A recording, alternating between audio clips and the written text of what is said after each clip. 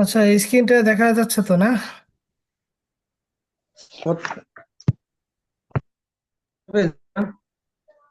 জি, দেখা যাচ্ছে ভাই।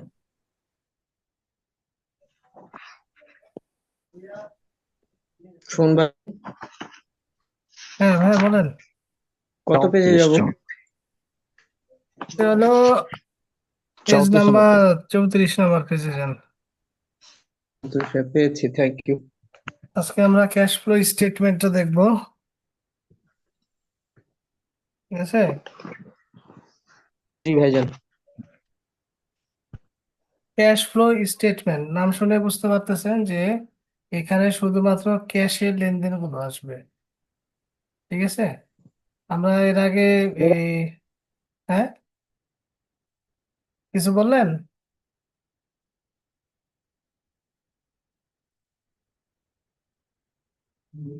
কেউ কিছু বললেন নাকি? হ্যাঁ আচ্ছা ভাইয়া।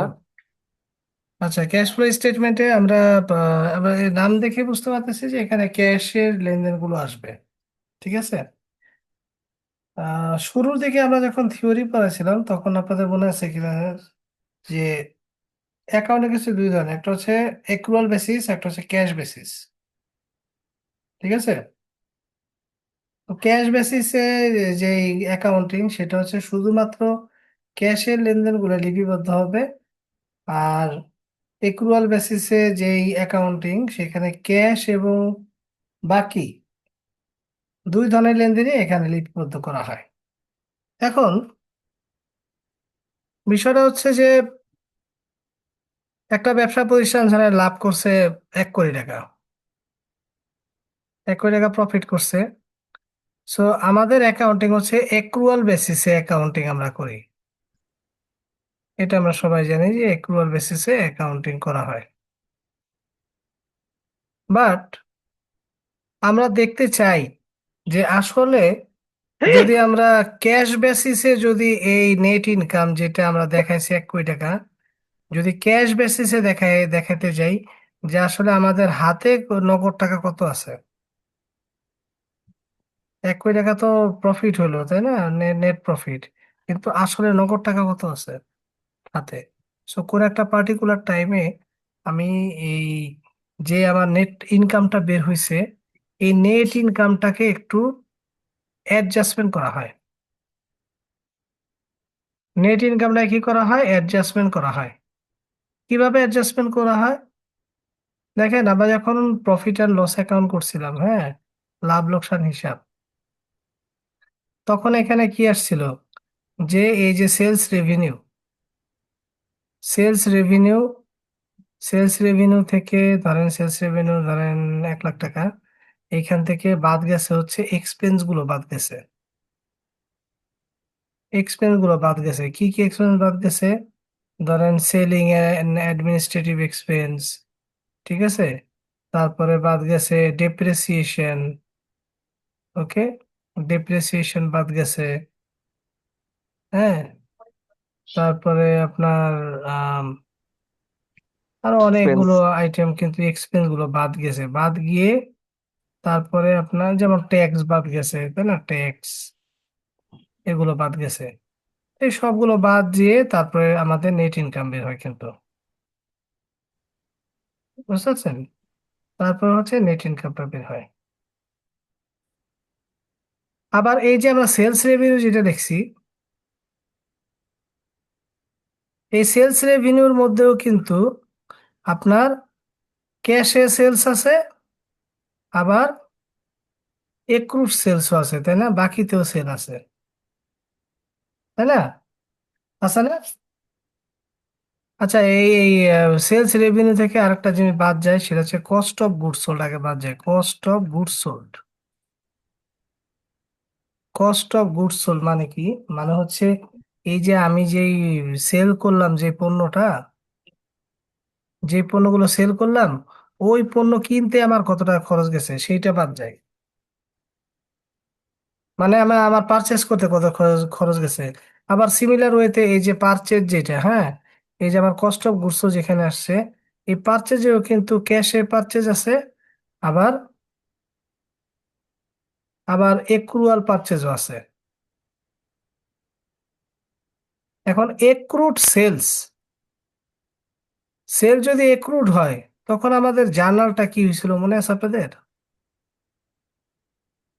অ্যাকাউন্টস রিসিভেবল ছিল, তাই না? অ্যাকাউন্ট রিসিভেবল ডেবিট আর সেলস রেভিনিউ ক্রেডিট, এরকম হয়েছিল না? মনে আছে কি? জি যদি জি। বাকিতে সেল হয়, আজ এ কস্ট অফ গুডস, মানে আপনার কিনতে কত টাকা খরচ গেছে পণ্যটা, ওটা যদি ক্যাশে পারচেজ হয় তখন কি, মানে সরি, বাকিতে পারচেজ হয় তখন কি হয়? যে পারচেজ অ্যাকাউন্ট ডেবিট আর আর কি হয়েছিল? Account payable accounts credit. Payable. Accounts payable হিসাব ক্রেডিট। ঠিক আছে? তো দেখেন, আমার সেলও নগদে হতে পারে, বাকিতে হইতে পারে। আমার পারচেজও নগদে হতে পারে, বাকিতে হইতে পারে। ঠিক আছে? আমার পারচেজও নগদে হতে পারে, বাকিতে হইতে পারে, সেলও নগদে হতে পারে, বাকিতে হইতে পারে। সুতরাং ক্যাশ ফ্লো স্টেটমেন্ট আমরা যখন করতে যাব, তখন আমাদেরকে যেই নন ক্যাশ আইটেমগুলো আছে, নন ক্যাশ, ঠিক আছে, নন ক্যাশ আইটেমগুলো আমাদের অ্যাডজাস্টমেন্ট করে আমাদের যে নেট ইনকামটাকে ক্যাশে নিয়ে আসতে হবে, ক্যাশ ইনকামে নিয়ে আসতে হবে, মানে ক্যাশ ফর্মে নিয়ে আসতে হবে। এক্ষেত্রে আমাদের কাজ কি? এক্ষেত্রে আমাদের কাজ হচ্ছে যেই সমস্ত আপনার নন ক্যাশ রেভিনিউ গুলো, নন ক্যাশ, ক্যাশে ক্যাশে আমি আয় দেখাইছি, আয়, নন ক্যাশ, সরি, আমি আয় দেখাইছি কিন্তু টাকা আসে নাই। আয় দেখাইছিলাম কিন্তু টাকা আসে নাই, সেই জিনিসগুলো আমাকে বাদ দিতে হবে। কারণ ভাই আমি আয় দেখাইছি, যেটা আমার নেট ইনকাম বাড়াইছিল, আসলে ক্যাশ পাই নাই, ওটা তো যোগ করে নেট ইনকাম আসছিল, ওটা দিতে হবে বাদ। আবার এক্সপেন্স, যেগুলো এক্সপেন্স, এগুলো তো আমরা বাদ দিয়ে নেট ইনকাম বের করছিলাম, তাই না? এখানেও কিছু নন ক্যাশ এক্সপেন্স আছে যেগুলো আমি এক্সপেন্স দেখাইছি, কিন্তু ওইগুলো আসলে টাকা পয়সার কোনো মানে ইয়ে সংশ্লিষ্টতা ছিল না। যেমন ডেপ্রিসিয়েশন, ডেপ্রিসিয়েশনে কি, ডেপ্রিসিয়েশন যে আমরা এক্সপেন্স হিসেবে বাদ দেই, এটা কি কোনো ক্যাশ লেনদেন এটা? বলেন। না না। তাহলে এটাকে যে বাদ দিছিলাম, এটাকে আবার রিভার্স করতে হবে, এটাকে করতে হবে কি, অ্যাড করতে হবে। কেন অ্যাড করব? কারণ ভাই ও তো বাদ যাওয়ার কথা না ক্যাশ বেসিস অ্যাকাউন্টিং এ, তাই না? ক্যাশ বেসিসে বাদ দেওয়ার কথা না, কারণ ও তো ক্যাশের কোনো অ্যাটাচমেন্টই ছিল না এটার। ঠিক আছে? সো এই যে এইভাবে আমাদেরকে কি করতে হবে, যে ক্যাশ ফ্লো স্টেটমেন্টটা আমাদেরকে করতে হবে। এটা দুইটা মেথড আছে, একটা হচ্ছে ডিরেক্ট মেথড, একটা হচ্ছে ইনডিরেক্ট মেথড। সো পরীক্ষার সময় ডিরেক্ট মেথড তেমন একটা আসে না, ইনডিরেক্ট মেথডটাই পপুলার, এটা সহজ। সো আমরা এই একটা মেথডই শিখাবো, ঠিক আছে? ডিরেক্ট মেথডটা একটু জটিল টাইপের, বাট আমি ইনডিরেক্ট মেথডটা শিখাবো। ক্যাশ ফ্লো স্টেটমেন্টকে তিন ভাগে ভাগ করা যায়, ক্যাশ ফ্লো তিন ভাগে ভাগ করা যায়। একটা হচ্ছে cash flow from operating activities, cash flow from financing activity, investing activities, cash flow from financing activities. So আমরা ইনডিরেক্ট মেথডের এটা দেখব। তো ক্যাশ ফ্লো ফ্রম অপারেটিং অ্যাক্টিভিটিসে কোন কোন আইটেম গুলো যাবে? আমরা শুরুটা করবো হচ্ছে নেট ইনকাম দিয়ে, কারণ এটা হচ্ছে কি ডাউন টপ মেথড, মানে একবারে নিচে থাকে নেট ইনকাম, এই নেট ইনকামটাকে আমরা অ্যাডজাস্টমেন্ট করব। তো নেট ইনকাম দিয়ে শুরু করব, এইখান থেকে আমরা নন ক্যাশ আইটেম গুলো অ্যাডজাস্টমেন্ট করব। যেমন ডেপ্রিসিয়েশন, প্রভিশন, হ্যাঁ, এগুলো আমাদের যোগ করতে হবে, কারণ এগুলো বাদ গেছিল। এগুলো তো আসলে কোনো ক্যাশের কোনো ইয়া নাই, নন ক্যাশ খরচ, যেগুলো বাদ দিয়ে নেট ইনকাম আসছিল, এটাকে এখন রিভার্স করতে হবে। ঠিক আছে? এটাকে রিভার্স করতে হবে। আর ওই যে আমরা বলছিলাম না যে সেলস রেভিনিউর ক্ষেত্রে আসে হচ্ছে অ্যাকাউন্টস রিসিভেবল, আর কস্ট অফ গুডস সোল্ড বা পারচেজের ক্ষেত্রে আসে অ্যাকাউন্টস পেয়েবল। ঠিক আছে? তো অ্যাকাউন্টস রিসিভেবল কখন বাড়ে? অ্যাকাউন্টস রিসিভেবল বাড়ে কখন? যখন বাকিতে বিক্রি বাড়ে, তাই না? জি। তাই না? ধরেন ধরেন 2024-এ অ্যাকাউন্টস রিসিভেবল ছিল 100 টাকা, 2025-এ অ্যাকাউন্টস রিসিভেবল হলো 150 টাকা। তার মানে এডিশনাল বাকিতে সেল হয়েছে কত? 50 টাকা বেশি সেল হয়েছে বাকিতে, তাই না? তাহলে এই যে ডিফারেন্সটা, ঠিক আছে, এই ডিফারেন্সের এইটা আমাকে তার মানে বাকিতে সেল হয়েছে এটা আবার বাদ দিতে হবে এডিশনালটা, তার মানে ওইটা আমাকে নেট ইনকাম থেকে মাইনাস করতে হবে। আবার অ্যাকাউন্টস পেয়েবেল, ধরেন 2024-এ ছিল 100 টাকা, 2025-এ এসে হয়েছে 120 টাকা। তার মানে অ্যাকাউন্টস পেয়েবেল বাড়ছে। আমি বাকিতে আমি পারচেস করছি, তো পারচেসটাকে আমি খরচ হিসেবে বাদ দিছিলাম, কিন্তু আসলে এটা তো আমার ক্যাশের কোনো হয় নাই, ক্যাশের কোনো লেনদেন হয় নাই। বাট তাহলে এটাকে আবার অ্যাড ব্যাক করতে হবে। অ্যাড ব্যাক মানে হচ্ছে এটাকে রিভার্স করে যোগ করতে হবে। আমি যখন অঙ্কগুলো শুরু করবো তখন এটা আরো ভালো বুঝতে পারবেন। তো সো আমার অপারেটিং অ্যাক্টিভিটিসে পরিচালন যে ব্যয়গুলো, ওই ব্যয়গুলো আমাকে অ্যাডজাস্টমেন্ট করতে হবে। ঠিক আছে? তো আমি একটু দেখাই আপনাদেরকে। এখানে এখানে আমি আইটেম গুলো একটু দেখাইছি যে নেট ইনকাম কিছু বুঝতে এখান পারছি থেকে। না ভাইয়া। পারবেন পারবেন, আমরা আগে এটা দেখে ই করে নিই। ঠিক আছে? নেট ইনকাম থেকে ডেপ্রিসিয়েশনটা হচ্ছে যোগ করতে হবে, কারণ এটা হচ্ছে নন ক্যাশ আইটেম। এটা বুঝছেন যে ডেপ্রিসিয়েশন কেন যোগ করতে হবে নেট ইনকামের সাথে? ভাই, ভাইয়া আরেকবার একটু বলেন এই যে কেন আমার যোগ মনে করতে হয় হবে। কি হুম। ভাই, হ্যাঁ, মানে সহজ, আমি একটু সহজ ভাবে চিন্তা করি, হচ্ছে ইনফোর আউটপুটটা যদি কেউ ভালো করে বোঝে, আমার ধারণা ক্যাশ ফ্লো স্টেটমেন্টটা বুঝবে। আমার মনে হয় ইনফোর আউটপুট ক্লিয়ার করেন সবাইকে, তাহলে সবাই আমার ধারণা বুঝতে পারবে আর কি। ইনফ্লো, ইনফ্লো মানে হচ্ছে টাকা আসা, আর আউটফ্লো মানে হচ্ছে টাকা চলে যাওয়া।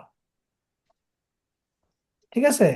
আউটফ্লো মানে হচ্ছে টাকা চলে যাওয়া। এখানে ক্যাশ ফ্লো স্টেটমেন্টটা কি? ক্যাশ ফ্লো মানে আমার যে নেট ইনকাম আছে, নেট ইনকামটা যে এই নেট ইনকামটা আসছে কি এক্রুয়াল বেসিসে নেট ইনকাম আসছে না? এক্রুয়াল বেসিস মানে কি এটা তো বুঝতে হবে আগে। কি এক্রুয়াল বেসিস মানে কি? নগদ এবং বাকি সব লেনদেন আসছে, তাই না?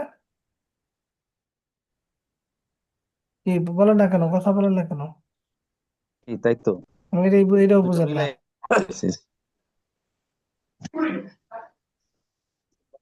ঠিক আছে কিনা কথা, রেসপন্স করতে হবে, নাহলে তো বুঝতে পারবো না আপনারা বুঝতেছেন কিনা। নেট ইনকাম যেটা বের হয়, ঠিক আছে, হুম, এটা নগদ বাকি দুই। নগদ বাকি দুইটা না? জি। নগদ বাকি দুইটা। তাহলে এখানে আমি আমি যে ক্যাশ ফ্লো স্টেটমেন্ট করব, এখানে আমার কি করতে হবে যে এই বাকি যেগুলো ছিল, বাকি বাকি লেনদেন যেগুলো আমার আয় ছিল, আয় নন মানে নন ক্যাশ, মানে বাকি যেগুলো আমার মানে নন ক্যাশ মানে হচ্ছে মানে যেগুলো হচ্ছে আমার ক্যাশে হয় নাই, বকেয়া আয় আয় বাচক গুলা আমাকে কি করতে হবে? বাদ দিতে হবে। আর যেগুলা নন ক্যাশ ব্যয়, নন ক্যাশ এক্সপেন্স, এগুলো আমাকে যোগ করতে হবে। এই কথা বুঝছেন? খুব সিম্পল। আচ্ছা, না বুঝলে আমি একটু দেখাই, অঙ্কটা দেখি আমরা। দেখি আমরা এখানে, হ্যাঁ, আমরা রুলটা একটু দেখি। আমরা 3 ভাগে এটাকে ভাগ করছি। ক্যাশ ফ্লো স্টেটমেন্টটা হচ্ছে 3 ভাগে ভাগ করছি। একটা হচ্ছে cash flow from operation, cash flow from investing activities, cash flow from financing activities, এই 3টা। তাহলে আমরা প্রথমে বের করবো হচ্ছে cash flow from operating activities. তাহলে আমরা শুরুটা করব কি নেট প্রফিট নিয়ে। নেট প্রফিট আমরা লিখলাম। নেট প্রফিট কোথায় পাবো আমরা? প্রফিট অ্যান্ড লস অ্যাকাউন্ট বা ইনকাম স্টেটমেন্টে। তাহলে এখানে আমরা অ্যাডজাস্টমেন্ট করব। অ্যাডজাস্টমেন্ট কি কি করব? যেগুলা আমার মানে নন ক্যাশ আর নন ক্যাশ ইনকাম গুলি। নন ক্যাশ এক্সপেন্স যেগুলো হয়েছিল, নন ক্যাশ এক্সপেন্স, ওগুলা তো বাদ যেই তো নেট ইনকাম বেড়েছিল, ঠিক না? আপনাদের নেট হুম, ইনকাম মনে আছে? আমি আবার একটু রিভিউ করে দেখাই। হ্যাঁ, নেট ইনকাম, এই প্রফিট অ্যান্ড লস অ্যাকাউন্ট, এই দেখেন একটা প্রফিট অ্যান্ড লস অ্যাকাউন্ট দেখতে পাচ্ছেন, ইনকাম স্টেটমেন্ট। আপনার এই সে এই স্প্রেডশিটে করছেন না, ওয়ার্কশিটে করা হয়েছে তো। এই দেখেন এই যে প্রথমে আসছিল কি সেলস রেভিনিউ, তারপরে থেকে ডিসকাউন্ট বাদ দিয়ে আসছে কি নেট সেলস, তারপরে এই যে কস্ট অফ গুডস বাদ দিয়ে আসছে কি গ্রস প্রফিট। ওকে, তারপরে এখানে অপারেটিং এক্সপেন্স গুলো বাদ গেছে, তাই না? এই দেখেন এখানে যে এই যে নন ক্যাশ আইটেম আছে, কিন্তু এটা বাদ গেছিল না। তারপরে আরো কিছু এক্সপেন্স বাদ গেছে, বাদ যে সব খরচ মরচ বাদ গিয়ে তারপরে নেট ইনকাম আসছিল নাকি? এটা খেয়াল আছে এটা? জি ভাই। হ্যাঁ, হ্যাঁ। এখন এটাকে তো ঝালাই করতে হবে। ঝালাই করতে গেলে এই যে ডেপ্রিসিয়েশন বাদ গিয়ে আসছিল না এই নেট ইনকাম, তার ডেপ্রিসিয়েশন বাদ গেছিল, বাট এটা তো নন ক্যাশ এক্সপেন্স হিসেবে বাদ গেছে। এটাকে করতে হবে যোগ, রিভার্স করতে হবে। ঠিক আছে। আবার এখানে সেলস রেভিনিউ, সেলসে যদি বাকিতে সেলস থাকে সেটাও অ্যাডজাস্টমেন্ট করতে হবে। তো আমি আগে ইনকাম স্টেটমেন্টটা মাথায় রাখতে হবে এখানে।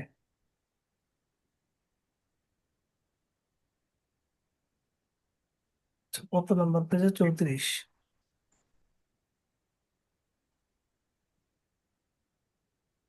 দেখি, আমরা এটা দেখি।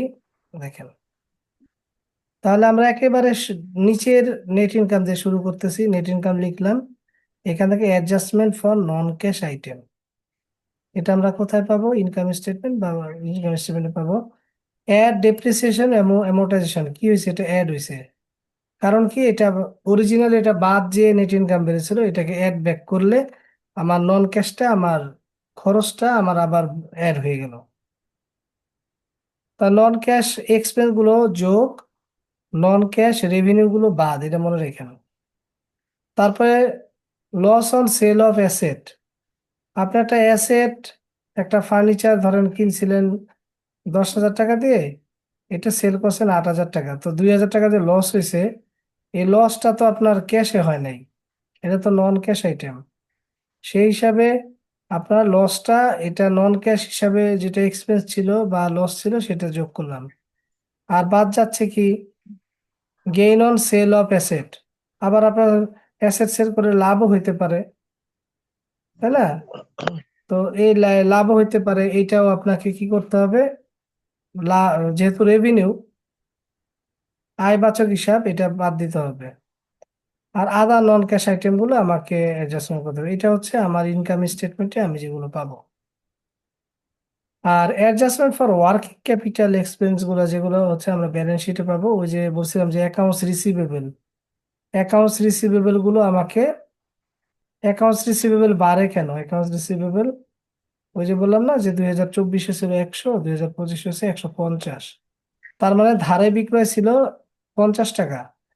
তাহলে অ্যাকাউন্টস রিসিভেবল যদি বাড়ে তাহলে ওইটা আমাকে বিয়োগ করতে হবে, অ্যাকাউন্টস পেজে কমে ওইটা আমাকে যোগ করতে হবে। মানে অ্যাকাউন্টস পেজে যদি কমে, তার মানে কি, মানে হচ্ছে যদি 100 থেকে 50 হয়, তার মানে 50 টাকা আমার ক্যাশ আদায় হয়েছে, ওইটা আমাকে যোগ করতে হবে।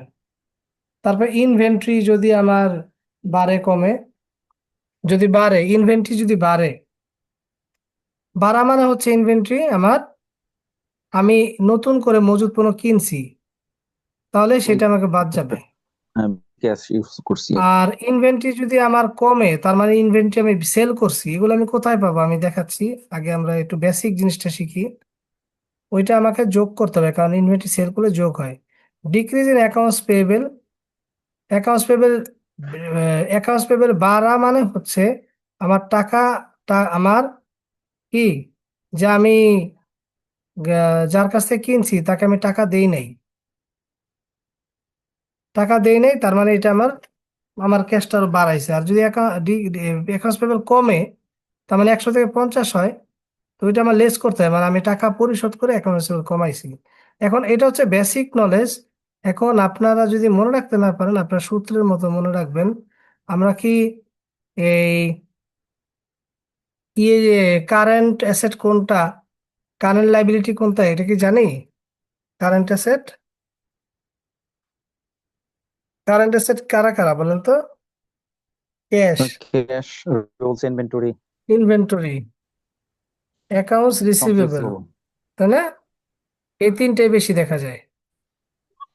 আর কারেন্ট লাইবিলিটি, কারেন্ট লাইবিলিটি, একটা মিনিট,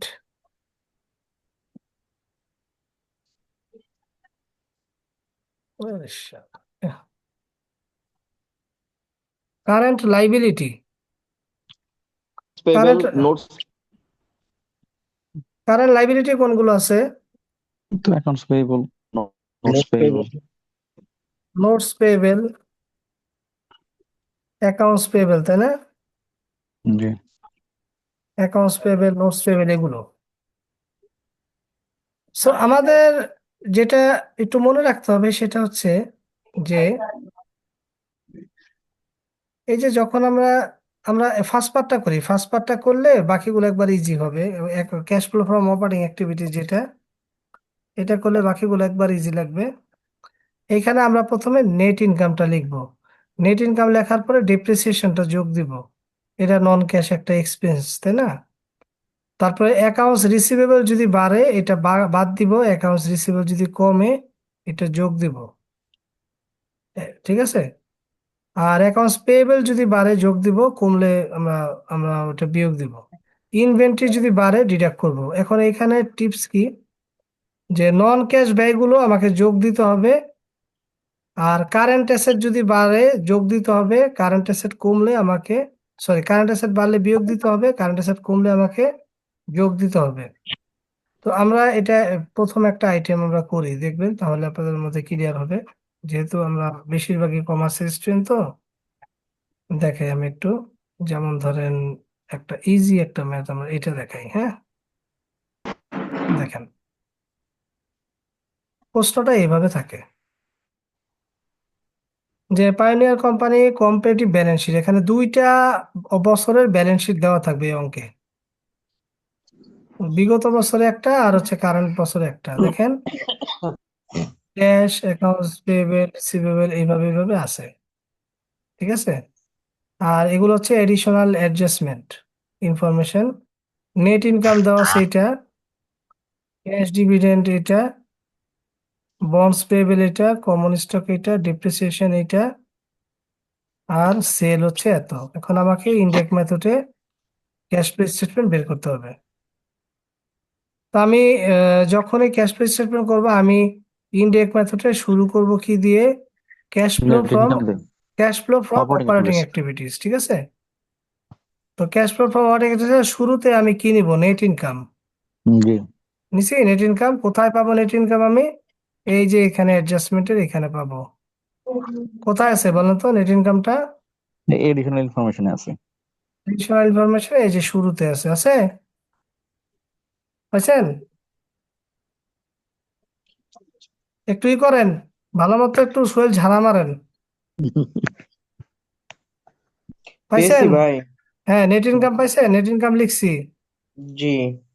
এখন আমাকে করতে হবে কি, আমার সূত্রতে ছিল যে ডেপ্রিসিয়েশনটা আমি যোগ করব নাকি, এই যে জি। অ্যাডজাস্টমেন্ট গুলা করবো, অ্যাডজাস্টমেন্ট। হেডিংটা হচ্ছে কি, adjustment, adjustment of non cash item. তাহলে নন ক্যাশ আইটেমের সবচেয়ে গুরুত্বপূর্ণ জিনিস কোনটা? ডেপ্রিসিয়েশন। অবচয়, অবচয়, ডেপ্রিসিয়েশন যেটা। তাহলে ডেপ্রিসিয়েশন হচ্ছে নন ক্যাশ এক্সপেন্স। নন ক্যাশ এক্সপেন্স বাদ যে আমার নেট ইনকাম বেড়েছিল, তাহলে এটা কি করতে হবে? রিভার্স করতে হবে। অ্যাড যোগ করতে করতে হবে। হবে। এখন যোগ করতে হবে কত? 24,000। ডেপ্রিসিয়েশন এক্সপেন্স পজিটিভ কত? 24,000। বুঝছেন? জি। এরপরে আমাকে করতে হবে কি, কারেন্ট অ্যাসেট এবং কারেন্ট লাইবিলিটি গুলো আমার অ্যাডজাস্টমেন্ট করতে হবে। তাহলে কারেন্ট অ্যাসেট যদি বাড়ে তাহলে আমার যোগ দিতে হবে না বিয়োগ দিতে হবে? বিয়োগ দিতে হবে। বিয়োগ দিতে বিয়োগ হবে। দিতে হবে। আর কারেন্ট অ্যাসেট যদি কমে তাহলে যোগ আমাকে দিতে হবে। যোগ করতে হবে। কেন করতে হবে এখন আমার এটা জানা উচিত না? জি। আমি দেখি কারেন্ট অ্যাসেট কে কে আছে এখানে। অপারেটিং অ্যাক্টিভিটিস মানে কি? যেটা হচ্ছে কারেন্ট জিনিসপত্র নিয়ে, মানে ডে টু ডে অ্যাক্টিভিটিস যেগুলো। তাহলে ক্যাশ, ক্যাশ তো আসলে এটা আসবে না। এটা এটা তো ক্যাশ ফ্লো স্টেটমেন্টের লাস্টে অ্যাডজাস্টমেন্ট করতে হয়, মিলাইতে হয়। এই অঙ্কে একটা সুবিধা হচ্ছে কি, যে উত্তর মিলানো যায়, উত্তরে যেটা হবে, বুঝছেন? এই একটা সুবিধা যে অঙ্কের শেষে এই উত্তরটা মিলবে 63,000। তাহলে এই যে এটা কারেন্ট অ্যাসেট, তাই না? কারেন্ট অ্যাসেট, এটা কারেন্ট অ্যাসেট। আর কোনো কারেন্ট অ্যাসেট আছে এখানে? আচ্ছা, অ্যাকাউন্টস ইকুইপমেন্ট। রিসিভেবল আছে, ইনভেন্টরি আছে। এই দুইটা বাদে আর কোনো আছে নাকি? আমি এটা বলতেছি, অ্যাকাউন্ট উম, রিসিভেবল, ইনভেন্টরি, তিনটা বাদে তো নাই, তাই না? না ভাইয়া। ক্যাশ কিন্তু ধরা যাবে না বাকিগুলো। আর কারেন্ট লাইবিলিটিস কোনটা? Accounts account payable. Payable. Accounts payable, ঠিক আছে। Bond payable. এটা হচ্ছে এটা হচ্ছে আমার কারেন্ট লাইবিলিটিস, ঠিক আছে। বন্ড হচ্ছে লং টার্ম ইয়ে, হ্যাঁ, বন্ড হচ্ছে লং টার্ম ইয়ে। Long term.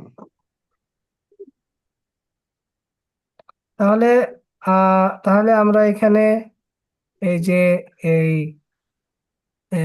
আমাদের এই সূত্র কি ছিল, যে ক্যাশ বাদে ভাইয়া, বাকিগুলো কিন্তু। ভাইয়া, জি।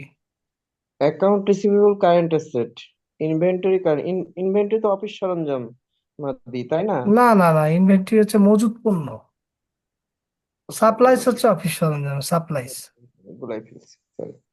সাপ্লাইস। মজুদ। ঠিক আছে, ঠিক আছে। আচ্ছা, অ্যাকাউন্টস পেয়েবেল, এটা 23-এ ছিল 76,000, 24 হয়েছে 85,000। এটা বাড়ছে না কমছে? বাড়ছে, বিয়োগ করতে হবে। কত দিয়ে বাড়ছে?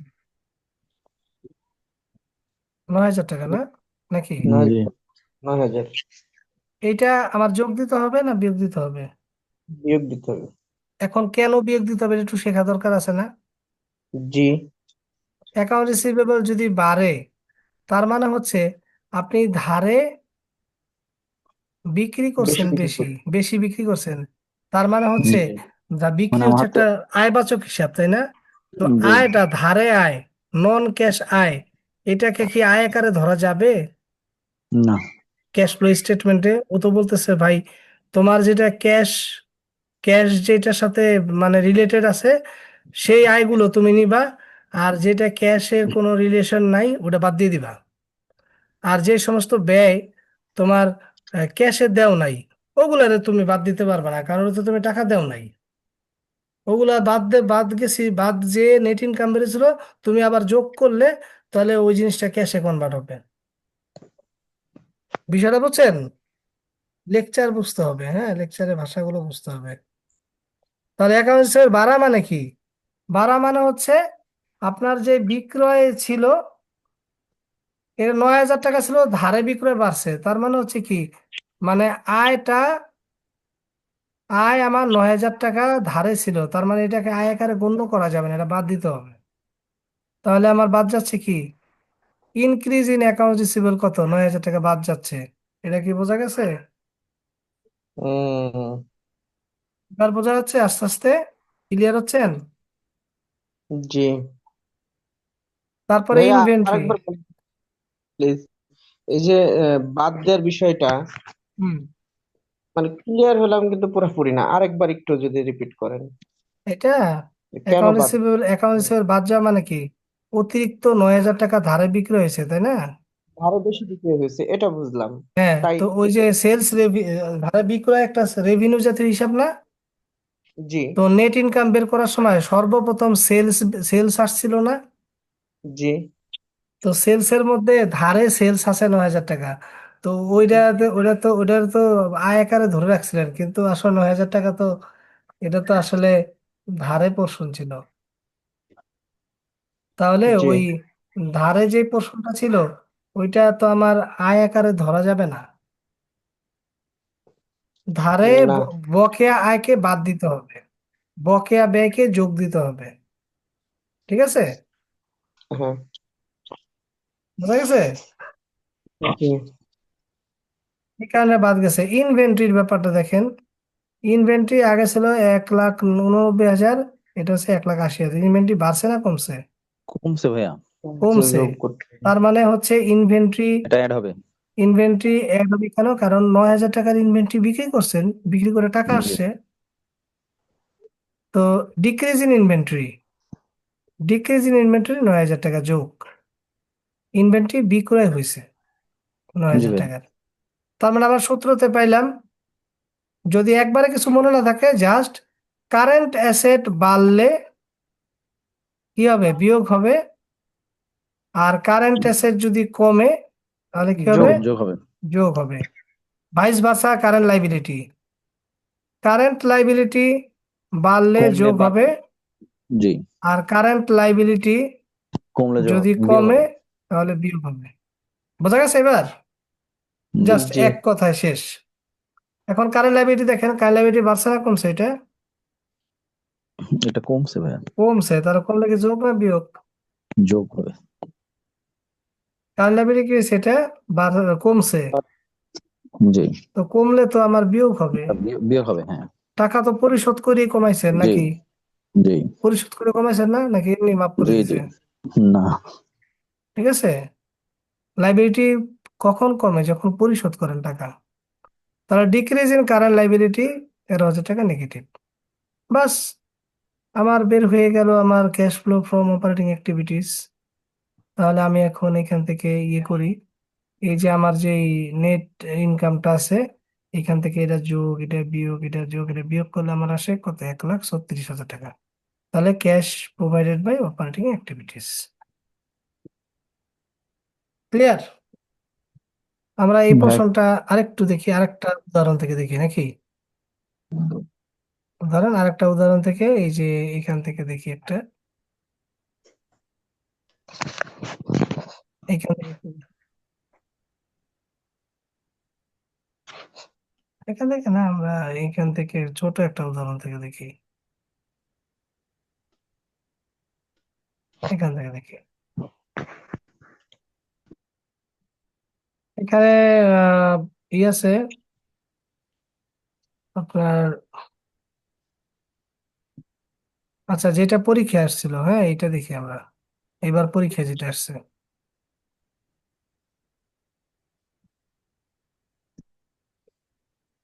এই যে, এই ব্যাপার কি এটা, ক্লাস কোথায় হচ্ছে লেখলো,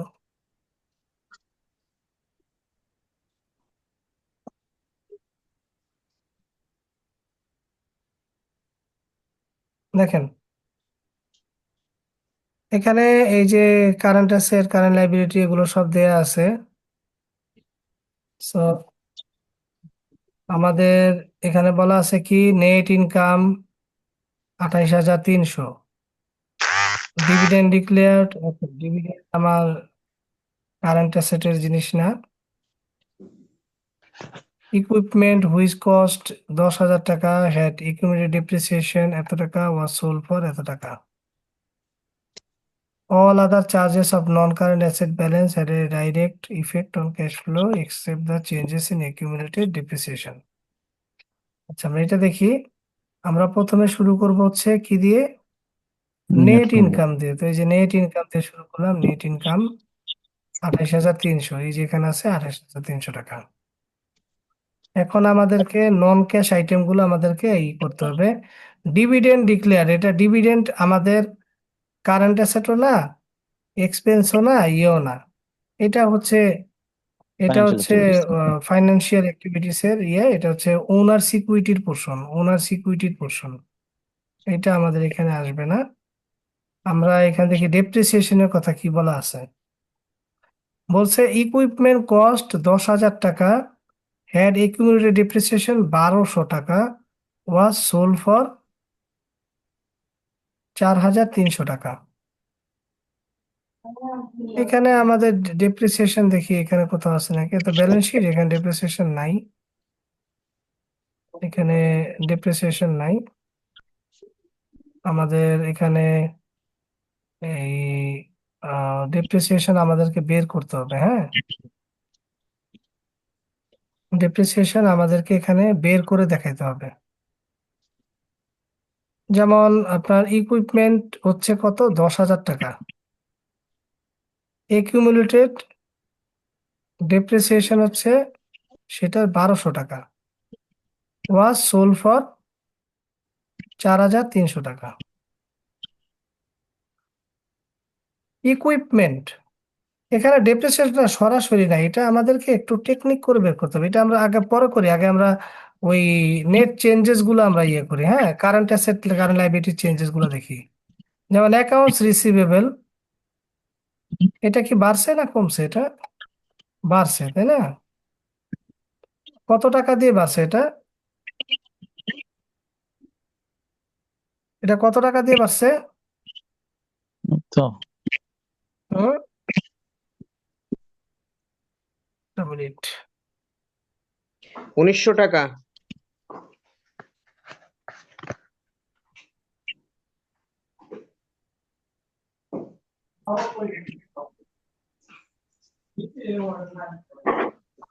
আমরা এই অঙ্কটা এখানে প্র্যাকটিস করে দেখাই। এটা ওইটা একটু অ্যাডভান্স লেভেলের, তো আমরা এটা একটু দেখি।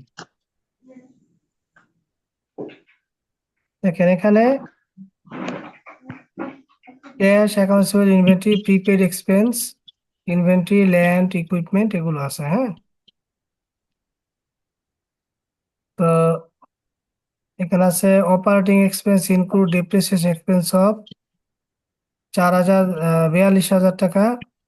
চার্জেস ফ্রম প্রিপেড এক্সপেন্স হচ্ছে এত টাকা। সো অপারেটিং এক্সপেন্স আমরা নেট ইনকাম দিয়ে শুরু করি। এটা নেট প্রফিট 38,000 টাকা। নেট প্রফিট এই যেখানে আছে 38,000। এখানে একটু ইয়েটা 38,000 একটু ডিজিট কম হয়েছে, যাই হোক ওইটা ই করে নিতে হবে। তো 38,000 টাকা লিখলাম। এখান থেকে আমাদের operating expense include depreciation expense হচ্ছে 42,000 টাকা। 42,000 টাকা ডেপ্রিসিয়েশন, এটা আমরা কি করব, যোগ করব। Depreciation add back 42,000। দেন আমরা দেখি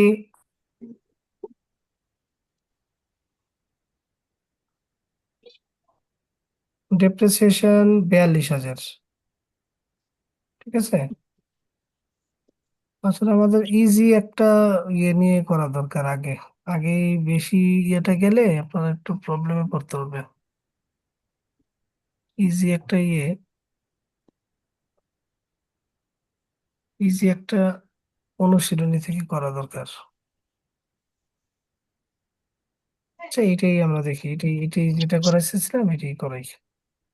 ওইটা ওইটা আরেকটু বড়, প্রথমে সহজ থেকে শুরু করানো দরকার। আচ্ছা, তো এখানে আপনার ডেপ্রিসিয়েশন কত, ডেপ্রিসিয়েশন আমরা একটু একটু বের করতে হবে, হ্যাঁ। একটু খেয়াল করেন, আমরা ডেপ্রিসিয়েশন অঙ্ক কিন্তু করাইছি। এখানে ডেপ্রিসিয়েশন শুধুমাত্র ইকুইপমেন্ট আছে, এখানে ইকুইপমেন্টের ডেপ্রিসিয়েশন বলা আছে এখানে। একিউমুলেটেড ডেপ্রিসিয়েশন দেখেন এখানে কত হয়েছে, 4,000 টাকা বাড়ছে কিন্তু, তাই না? 10,000 থেকে 14,000 টাকা হয়েছে, 4,000 টাকা বাড়তি দেখাচ্ছে।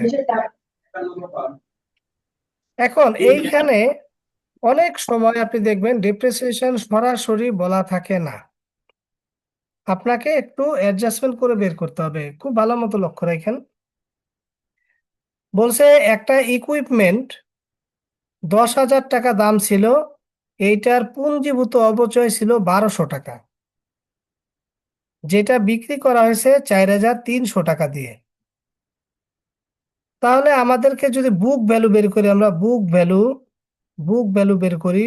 বুক ভ্যালু সমান সমান কি, কোনো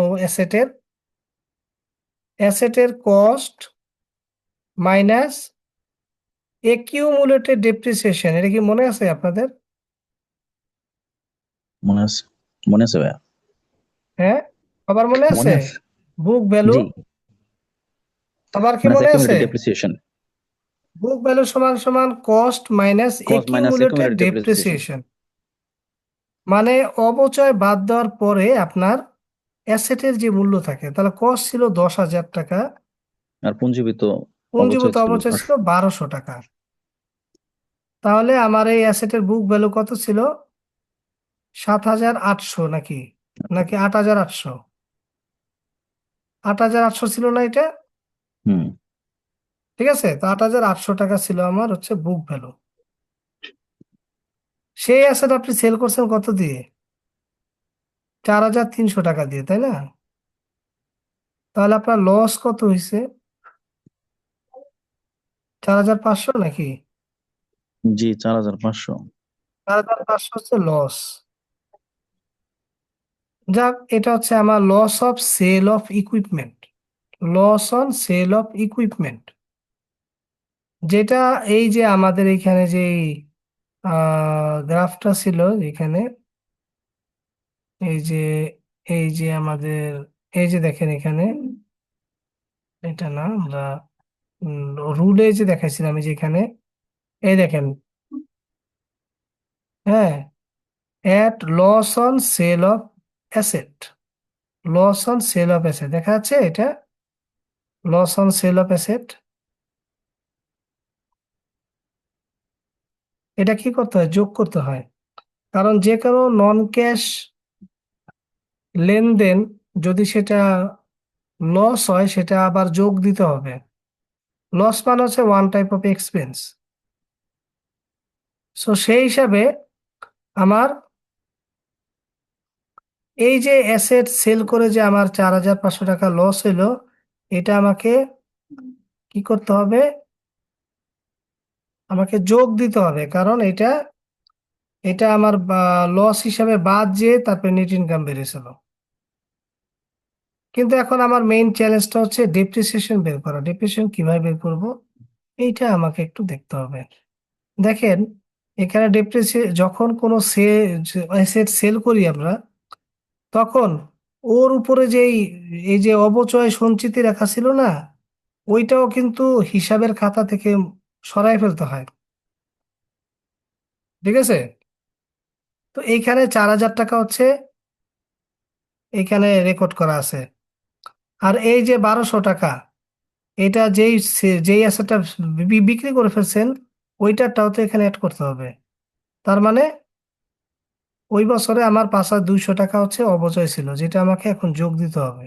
5,200 ডিপ্রিসিয়েশন এক্সপেন্স 5,200। বলেন এইটুক বুঝছেন কিনা? না, সুমন ভাই একটু বলেন, বুঝি নাই। ওই অ্যাসেট যে সেল করে লস হয়েছে, এইটুক কি বোঝা গেছে? জি, বোঝা গেছে। ডেপ্রিসিয়েশন দেখেন এখানে, আমি যদি একিউমুলেটেড ডেপ্রিসিয়েশন দিকে তাকাই, এখানে কোথাও ডেপ্রিসিয়েশনের কথা উল্লেখ নাই, কিন্তু একিউমুলেটেড ডেপ্রিসিয়েশন এটা এ, বছরের ব্যালেন্স শুরুতে শিটে ছিল, বলা আছে। হ্যাঁ বছরের শুরুতে ছিল 10,000, আর আহ, আর আবার 2017-তে এসে 14,000। তার মানে নতুন করে একটা ডেপ্রিসিয়েশন অ্যাড হয়ে তো একিউমুলেটেডটা বাড়ছে, তাই না? হুম হুম হুম হুম। কত বাড়ছে? 4,000। 4,000 টাকা বাড়ছে। আর সম্পদ বিক্রি করে, বা যে সম্পদ বিক্রি করছেন ওইটার উপরে অবচয়, অবচয় ছিল কত? 1,200। 1,200। ওইটা তো হিসাবের খাতা থেকে বাদ গেছে, কারণ ওইটা তো হুম হুম। অস্তিত্বই নেই, ওই অ্যাসেটই তো নাই। জি, তো ওই যে এই রিপোর্টেড 4,000 আর আনরিপোর্টেড 1,200, বুঝতে দুইটা পারছি। মিলে কত? জি, 5,000। 5,200। একটু জটিল, বাট অঙ্ক করতে করতে আমাদের এটা হবে। ওয়াসি ভাই, চুপচাপ। ভাই, হুম। কষ্ট হচ্ছে বুঝতে এই জায়গায়। কষ্ট আস্তে আস্তে লাঘব হবে, যেহেতু নতুন একটা অঙ্ক শুরু করছি আমরা আমরা সামনে যাচ্ছি। এই ক্যাশ ফ্লো স্টেটমেন্টটা একটু ট্রিকি, বুঝছেন? এটা বুঝতে একটু সময় লাগবে, বাট আমি শিওর আপনারা পুরোই বুঝতে পারবেন। আমি দুইটা অঙ্ক করালে আপনি পুরোপুরি বুঝে যাবেন। এখন আমি এটুক যে বুঝেছি, এটুক কি বুঝছেন? উম, হ্যাঁ, কিছুটা বুঝেছি। কোন জায়গা দিয়ে কিছুটা বুঝেন নাই বলেন তো? এই যে লাস্টের দিকে এসে বুঝি নাই।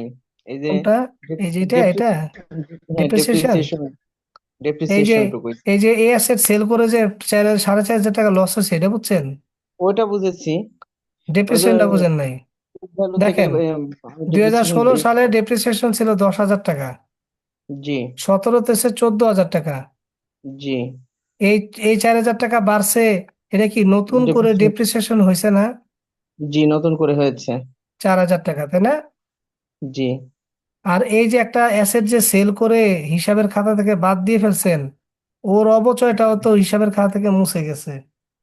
জি তো ওই 1,200 টাকাও তো আমার এখানে মানে আনরিপোর্টেড ডেপ্রিসিয়েশন হিসাবে ওইটাকে আমার দেখাইতে হবে, কারণ ওইটা তো আপনার প্রফিট অ্যান্ড লস অ্যাকাউন্টে ঠিকই 1,200 টাকা বাদ দিয়ে কিন্তু আসছে। ঠিক আছে? জি তো আমাকে গ্রস ডেপ্রিসিয়েশন বের করতে গেলে আমার যেটা রিপোর্টেড আর একটা হচ্ছে কি আনরিপোর্টেড। আনরিপোর্টেড, যেটা যেটা সেল করে ফেলছে, সেটার খাতা মুছে গেছে, ওইটারও আমার বের করতে হবে। সো এইটা একটু মনে রাখতে হবে, হ্যাঁ। আচ্ছা আচ্ছা। ভাইয়া, জি।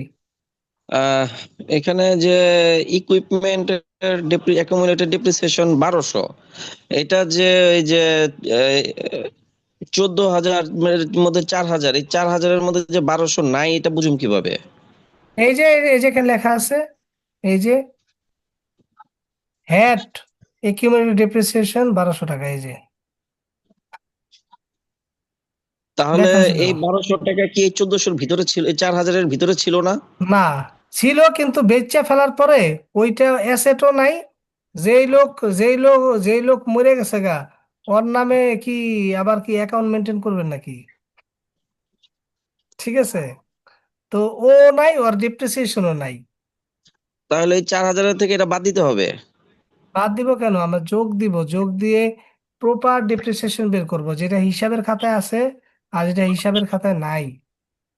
দুইটা মিলে আমার টোটাল খরচটা বের করতে হবে। টোটাল খরচ হিসাবে 2016-তে কত লেখা ছিল, 2017-তে কত ওই হিসাবের খাতা আসছিল, বুঝছেন? 4,000টা তো অর্থাৎ হিসাবের খাতা রয়ে গেছে। আর অর্থাৎ যেটা 14,000 টাকা আমার হচ্ছে 2017-এর অ্যাকুরেট ডেপ্রিসিয়েশন না। না, 1,200 টাকা, 1,200 টাকার অ্যাসেট সেল, এটা যদি সেল না করতো তাহলে এখানে 15,200 টাকা হতো ডেপ্রিসিয়েশন। ইয়েস। বুঝছেন? অর্থাৎ আচ্ছা, রিপোর্টেড হয়েছে আমার 14,000 আর আনরিপোর্টেড আছে 1,200। হ্যাঁ, এই বাদ গেছে যেটা। তার মানে এই অ্যাসেটটা যদি সেল না করতো তাহলে ডেপ্রিসিয়েশন কত হইতো এখানে? 15,200 হইতো। 15,000। এবং পরীক্ষায় ডেপ্রিসিয়েশন কিন্তু এইভাবেই থাকবে। সর্বনাশ। আমি আর এমনি পারি না, তারপর পেস। পারবেন পারবেন, মাত্র 2-3টা অঙ্ক প্র্যাকটিস করে দেখবেন পারবেন, এখানে যে কটা দেওয়া আছে। Loss on sale of asset, এটা তো ক্লিয়ার, তাই না? Loss on sale of equipment 4,500 টাকা, এটা কোনো কোশ্চেন আছে? না ভাই, কোশ্চেন না, এটা কোশ্চেন এটা নাই, কেন অর্থাৎ ওইটা কেন এটা যোগ হয়েছে বোঝা গেছে, লস হিসাবে বাদ গেছিল, এই জন্য এটা আবার রিভার্স করতে হয়েছে, তাই না, যোগ করতে হয়েছে। জি। আপনি পিছনে ফিরে তাকাইবেন একবার যে ওইখানে কি করে রাখছিল, এখন আপনাকে ওটা রিভার্স করতে হবে, ঠিক আছে? এবার আমরা এই দেখি এই অ্যাকাউন্ট সাড়ে চার রিসিভেবল। হাজার টাকা তো আমার ডিপ্রিসিয়েশনের ওখান থেকে আসলো, তাই না? লস। এটা এই যে এখান থেকে, যেখান থেকে আসছে। হ্যাঁ, 10,000, 10,000 মাইনাস 1,200, 1,200 মাইনাস হচ্ছে আপনার 4,300। হ্যাঁ, হ্যাঁ, এভাবে আসছে। এখন আমরা দেখি অ্যাকাউন্ট রিসিভেবল এর কি অবস্থা। অ্যাকাউন্ট রিসিভেবল কি হয়েছে, বাড়ছে, তাই না? কত অ্যামাউন্ট বাড়ছে?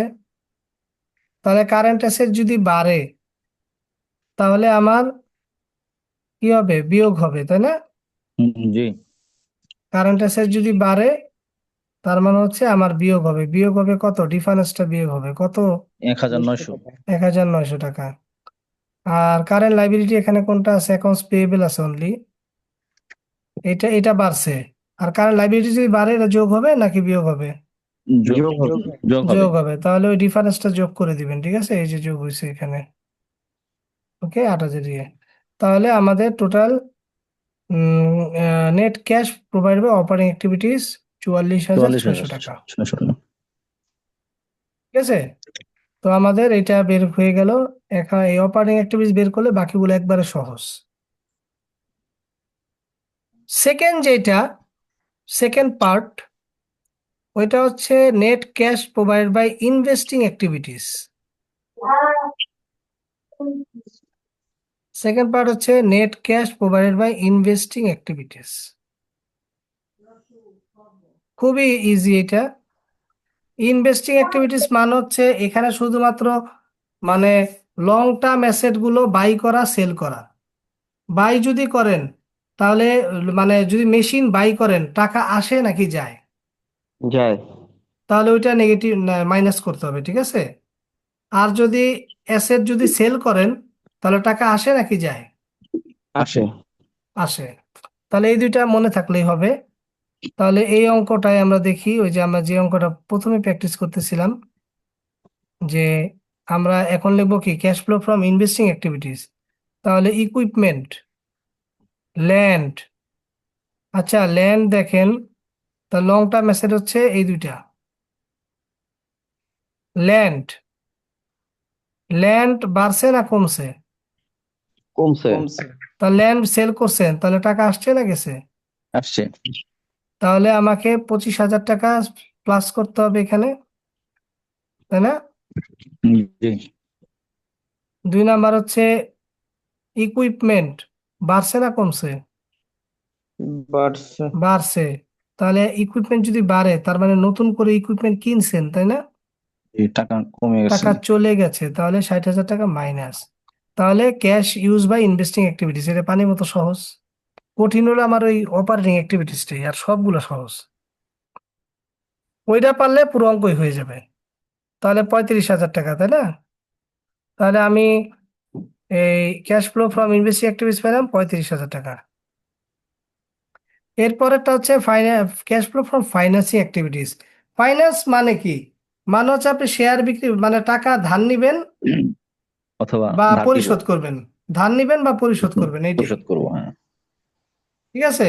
কোম্পানির টাকা ধার নেয় কিভাবে? ব্যাংক থেকে লোন নেয়, শেয়ার সারে, তারপর হচ্ছে কি সারে, বন্ড সারে, তাই না? শেয়ার স্টক এগুলো সারে, বন্ড সারে। এগুলো হচ্ছে আপনার এগুলোর ইস্যু করে, এগুলো ইস্যু করলে কোম্পানির কাছে টাকা আসে না যায়? কোম্পানি শেয়ার ইস্যু ইস্যু করলে করছে, আসবে, কোম্পানির ইস্যু টাকা করলে আসবে, টাকা আসবে। আর যদি রিডামশন করে নেন, তার টাকা কমে যাবে বা চলে যাবে। রিডামশন মানে কি? রিডামশন মানে হচ্ছে বাই ব্যাক করে নেওয়া, মানে ওইটা, ফেস তাই না? ভ্যালু। হ্যাঁ। এই কাহিনীটা বুঝছেন সবাই? ওয়াসি ভাই বোঝা গেছে? এরশাদ ভাই বুঝছেন? মামুন ভাই আছেন, হ্যাঁ, তানবীর ভাই আরেকবার একটু বুঝছেন? বোঝান। হ্যাঁ। আরেকবার একটু বোঝান। ABC company, company 1 lakh share issue করলো। এই 1 লাখ শেয়ার ইস্যু করলে কোম্পানির কাছে টাকা আসবে নাকি কোম্পানির কাছে টাকা চলে যাবে? আসবে। আসবে। তাহলে টাকা যদি আসে তাহলে হবে কি যোগ, নাকি? হুম।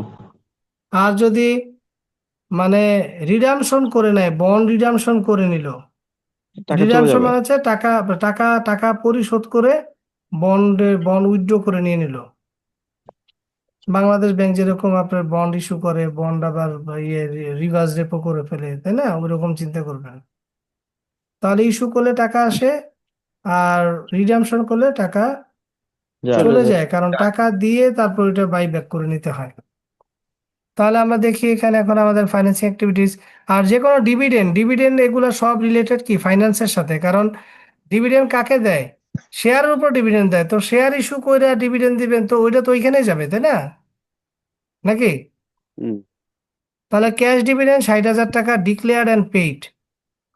এই যদি শুধু ডিক্লেয়ার থাকতো তাহলে এটা কোথাও আসতো না। কেন আসতো না বলেন তো? ওটা তো আমি দেই নাই ওটা আমরা। ডিক্লেয়ার করছে আপনাকে, আপনাকে ওই যে কয়দিন আগে সরকারি চাকরিজীবীদের ডিক্লেয়ার করছিল যে বেতন বাড়বে, তাই না? কিন্তু আলটিমেটলি তো দেয় এখন নাই। মারপিট চলতেছে, মারপিট চলতেছে এখন। ঠিক আছে, এমন মানে 1,06,000 কোটি টাকা খরচ বাড়াই দিয়েছে পুরা, তাই না? ওইটা বাড়ালে 1,06,000 কোটি টাকা খরচ বাড়তো। ভাইয়া, মানে ওটা না বাড়লে তো চলবে না, ওটা তো বাড়াইতে হবে। ওটা বাড়া কোনো সমস্যা নাই, কিন্তু একবারে বাড়াইতে গেলে ইনফ্লেশন হয়ে যাবে। এটা বাড়াই এক ধাপে সপ্তাহ ধাপে বাড়ান, বাড়াইতে পারে, কতটুকু কয়েক বাড়ান, বছরে, গেজেট দিয়ে দিন। কয়েক বছরে বাড়াইতে পারে, কয়েক বছর বাড়াইলে। ঠিক আছে। কিন্তু সেটাও তো 2015 করলো না সুমন ভাই। লাস্ট করবে। পে স্কেল ওটা তো আর ওই রাজনৈতিক সরকার ছাড়া কেউ করতে পারবে না। 11 বছরে তো এটা হয় নাই। আরে এগারো এরা কি বছরে আর 11 স্যালারি বছরে দিয়ে যেভাবে মুদ্রাস্ফীতি হয়েছে সেইভাবে কি বেতন বাড়ছে সরকারি চাকরিজীবীদের? ভাইয়া সে হারে তো বাড়ে নাই। আমি সরকারি চাকরি বেসরকারিদের করে তো আমি জানি বেসরকারিদেরও তো বাড়া নাই। না, সর- বেসরকারিতে প্রচুর বেসরকারি বেতন। পারে নাই সুমন ভাই, কিন্তু বেসরকারি আর সরকারি বেতন আপনাদের সুযোগ পার্থক্য আছে সুবিধা না। মতো ভাই হলে আমি সরকারি বললাম, সরকারি রাখি বেতন দিয়ে চলে নাকি আপনার মনে হয়? কেন বেতন দিয়ে চলবে না? আমি প্রিন্সিপাল অফিসার, সবাই কি কিন্তু ভাই আমি তো ওই বেতন পাই, ঠান্ডা সেই করে? বেতনে তোমার চলে না সুমন ভাই। আমার তো বেতন বাড়িতে থেকে টাকা খুব আনতে হয়। কষ্টে আছি সুমন ভাই, ওইদিকে না বলাই ভালো, বুঝছেন? কারণ যারা সরকারি চাকরি করে যদি সে অনেস্ট থাকে, আমি আপনাকে বলি, তার অনেস্ট সংসার থাকলেই হবে। কোনোভাবেই চলবে না। এইটা আসলে এই ডিপেন্ড অবস্থা করে আপনার খরচের আসলে সত্যি। স্ট্রাকচারের উপরে, বুঝছেন? কিন্তু গত সরকার অনেক বাড়াইছে, ভালো করছে কিন্তু, দু ডাবল হাজার করে পনেরো ফেলছিল। সালে বাড়াইছে, এটা 2026 সাল কিন্তু। প্রতি বছর কি বাড়ে না 5% করে? 5% না, কয় টাকা 5% বাড়ে? সুমন ভাই ওই ভাড়ার আপনি বাড়ে কাদের 13 শোনেন, সালে, যারা 12 সালে, 15 সালে মাংসের কেজি ছিল গ্রেড 300 থ্রি, টাকা। গ্রেড টু, গ্রেড ওয়ান তাদের বাড়ে, কিন্তু যারা গ্রেড 7, 8 বা আপনার 11তম, 9তম, তাদের তো ওইভাবে বাড়ে না। গ্রেড 6 তো আমি হলাম এই কয়েকদিন আগে। কিন্তু যারা মানে 9 থেকে ওই সাইডে 20তম গ্রেডে আছে, তারা তো ব্যাপক বৈষম্যের শিকার। যার আপনি একটু শুনেন, যার 78,000 টাকা বেসিক, অর্থাৎ গ্রেড 1 এর কর্মকর্তা, তার 5% বাড়লে কত বাড়ে? আর যার হচ্ছে 11,000 টাকা বেসিক, বা তবে যার এই হচ্ছে হিসেবে আরো দরকার, নিচের লেভেলে বাড়ানো দরকার অনেক। তাই না? তাহলে এই 15 সালে বাড়ছে কিন্তু, আর এই 15 সালে লাফিয়ে লাফিয়ে দ্রব্যমূল্য কতবার বেড়েছে একটু চিন্তা করেন তো। তো দেখেন, যদি আরো বাড়াইতো তাহলে আরো আরো বাড়তো না, এটা দ্রব্যমূল্যের দাম। আপনার হচ্ছে মানে দ্রব্যমূল্যের সঙ্গে সঙ্গতি রেখে প্রতি বছর বছর এটাকে আপনার করতে হইতো, অ্যাডজাস্ট করতে হতো, তাহলে সরকার উপরে চাপ পড়তো না, আমাদের উপরেও পড়তো না। আরে বাড়াবে কিভাবে? টাকা তো সব হলো পাচার করে ফেলছে, কেমনে বাড়াবে বলেন? হ্যাঁ, টাকা তো ওই দিক এটাই তো। দিয়ে খাইছে। টাকা পাচার সবাই বাড়া করছে। আর সুমন ভাই, শোনেন, এমপি শোনেন মন্ত্রীর যেভাবে টাকা বাড়ছে, আমাদের এমপ্লয় আমরা কর্ম করে আমাদের শোনেন কিন্তু ওইভাবে দিচ্ছে না। যদি যদি দুর্নীতি, শোনেন, যদি দুর্নীতি কমাইতে পারতো, ঠিক আছে, তাহলে ধরেন আপনার বেতন অনেক বাড়াইতে পারতো। আপনার টাকা সব চলে যায়, আপনার পাচার হয়, দুর্নীতি করে, এই কারণে ধরেন এই দিক দিয়ে লুজার করে, ওইখান দিয়ে মনে করেন যে টাকা পাচার করতেছে। কারণ আপনি বাড়াইলে সেই টাকা তো আর আপনি পাচার করতে পারবেন না। আর না বাড়াইয়া ধরেন ওই টাকাগুলো পাচার করতেছে, ওই টাকা তো দেশের টাকা দেশেই থাকতো, বুঝছেন? সুমন ভাই, এই ক্যাশ ফ্লোর যে এই ABCD আছে, হ্যাঁ, হুম। আমরা এটা একটু ভালো করে আগে মাথার মধ্যে নেই, আগামী না না, দিন এটা আমার এটা এটা এটা ই করে যান একবার, বাকি দুইটা পানির মতো সহজ, শুধু ওইটাই এখানে হ্যাঁ, ঝামেলা। বাকি দুটো আগামী দিন দেখেন। মনে হয় আবার একটু ভালোভাবে না না, আলোচনা ওইটা করতে লাগবে, হবে। বাকি বাকি দুটো দেখেন। বাকি দুটো এই যে হুম, বন্ডস, এই যে ক্যাশ ডিভিডেন্ড পেইড 6,000, 60,000 টাকা, বা এন্ড ডিক্লেয়ার এন্ড পেইড, তাহলে এটা ফাইন্যান্সিং অ্যাক্টিভিটিসে কি হবে? প্লাস হবে না মাইনাস হবে? মাইনাস হবে, ক্যাশ মাইনাস পেড। হবে। তাহলে এই যে ক্যাশ ডিভিডেন্ড দিছেন, এই যে মাইনাস হয়ে গেল 60,000। তারপরে বন্ডস পেয়েবল অ্যামাউন্টিং টু 50,000 টাকা ওয়াজ রিডিম ফর ক্যাশ 50,000 টাকা, বন্ড রিডিম করে নিছেন, তাহলে টাকা গেছে না আসছে? ক্যাশ চলে গেছে। টাকা চলে চলে গেছে, গেছে। মাইনাস হবে। হুম, কমন স্টক ইস্যুড ফর 50,000 টাকা ক্যাশ, এটা কি টাকা আসছে না গেছে? টাকা কমন আসছে। স্টক, টাকা আসছে। কোম্পানি শেয়ার ইস্যু করলে আপনি কিনে তারপরে হচ্ছে আপনি কিনবেন, তাই না? কিনে টাকা দিবেন, তো এটা প্লাস। তাহলে এই যে শেষ অঙ্ক, আপনার এখানে হুম, এই যে টোটাল ফাইন্যান্সিং অ্যাক্টিভিটি 60,000 টাকা মাইনাস হয়েছে। এখন হুম। নেট ইনক্রিজ ইন ক্যাশ, এই 1,36,000 থেকে 35,000 টাকা মাইনাস, 60,000 টাকা মাইনাস, তাহলে কত হইলো? 41,000, ঠিক আছে। এইটার সাথে এই যে যে ক্যাশটা আছে না, এই যে বছরের, গত বছরের যেটা, শুরুতে যেটা ছিল। গত বছরের 22,000 টাকা, এইটা যোগ করে হুম, দিবেন। যোগ করে দিয়ে যদি এই যে এন্ডিং ক্যাশ ফ্লোর সাথে মিলে, এই যে 63,000, তাহলে ওখানে তাহলে মনে করেন আপনার অঙ্ক অঙ্ক ছাক্কা হয়ে গেছে, ছক্কা। ছক্কা মেরে আমরা দিচ্ছেন শোন ভাই পুরা। এই 4-5টা আগে দেখি, দেখার পরে আগামী দিন আবার একটু এই ক্লাসটা আগামী করবো। দিন আগামী দিন মানে আমি এটা একটু বুঝাই দিই, যে সিমিলার অঙ্ক এই যে আরেকটা আছে, এটা একটু বুঝাই দিই, হ্যাঁ। দেখেন, নাহলে মানে হাফ বোঝানো হয়ে যাবে। আপনি প্রথমে এই চোখ বুঝা নেট ইনকাম নিয়ে শুরু করেন। এই যে নেট ইনকাম এখানে পাইছেন, ঠিক আছে? কত? 26,990 টাকা। 890 টাকা। 26,890 লিখলাম। এখন আমাকে করতে হবে কি, অ্যাডজাস্টমেন্ট করতে হবে। ধর আমি দেখি ডেপ্রিসিয়েশন সরাসরি আছে নাকি ওরা বের করতে হবে। Operating expense include depreciation expense, এই যে ডেপ্রিসিয়েশন 70,000 টাকা সরাসরি আছে, ঠিক আছে?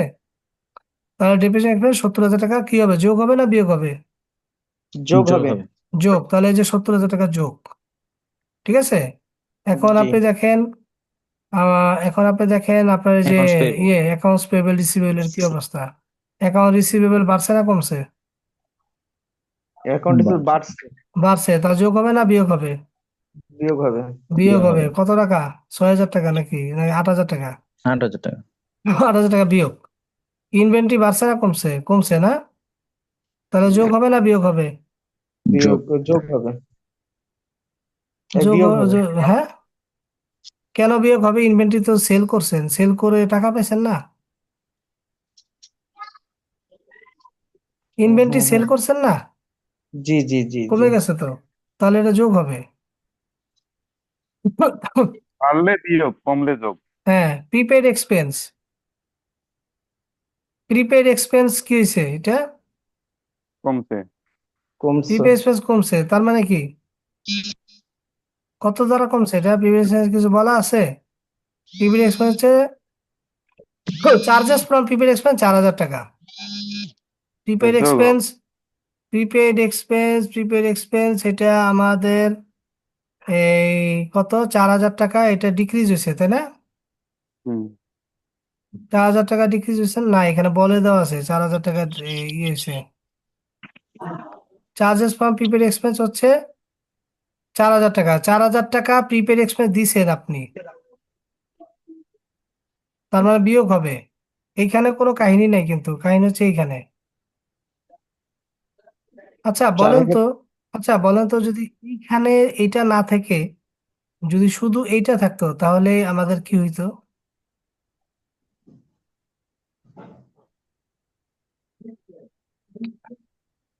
কি হইতো বলেন তো এখানে? এটা বিয়োগ হইতো। এটা আমাদের প্রিপেড এক্সপেন্স কি এক্সপেন্স আকারে ওইটা হইতো তাই না? এক্সপেন্স তখন বিয়োগ হলে আমাদের কি হইতো তখন? বিয়োগ হতো মানে কি, আমাদের কারেন্ট অ্যাসেট কমছে। কমলে কি হয়? কমলে আমার সেটা, কমলে কি হবে এটা? কমলে আমার কি হয়? কারেন্ট অ্যাসেট কমলে, কারেন্ট অ্যাসেট যদি বাড়ে, একটা জিনিস আপনি সূত্র মনে রাখেন, তাহলে আপনি সবগুলোই করবেন। যে এই যে ইনভেন্টরির কথা ধরেন, কারেন্ট অ্যাসেট যদি কমে যায়, তার মানে কি বিক্রি করে টাকা আসছে তাই না?